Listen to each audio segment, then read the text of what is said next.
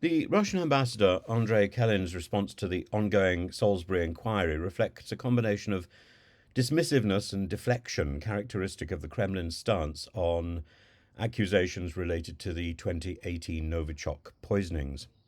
During a recent interview, Kelin downplayed the significance of the inquiry into Dawn Sturgis's death, expressing skepticism about its necessity and questioning why the case was still being discussed at all so long after the event. His casual dismissal of the inquest, of the request for President Putin himself to testify, stating that he hardly believes Putin would come to Britain for such purposes, reflects a strategic distancing from responsibility. He also rejected the idea that Petrov and Boshirov, the two Russian agents accused of carrying out the poisonings, should attend the inquiry, pointing to the infamous 2018 interview where they claimed to have visited Salisbury Cathedral for tourism to see the height of the tower.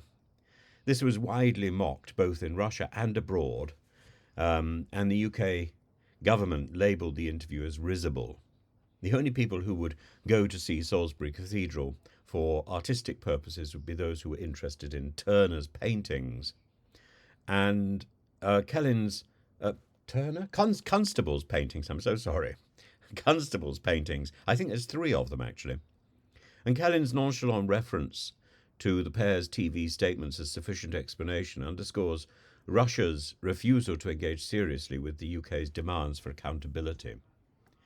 When pressed on the broad international consensus that Russia was behind the attack, Kellin dismissed these allegations as nonsense and accused the UK, alongside its allies, of fabricating a narrative.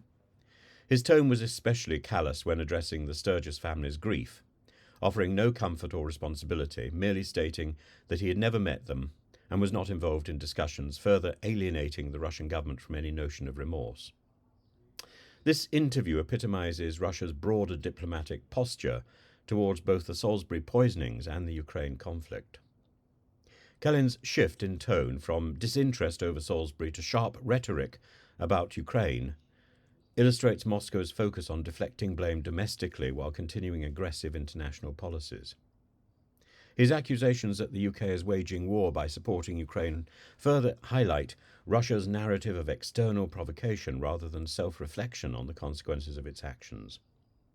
Overall, Kellin's responses reflect a broader Kremlin strategy of obfuscation and denial, one that continues to undermine Russia's international standing while exacerbating tensions, especially with the UK.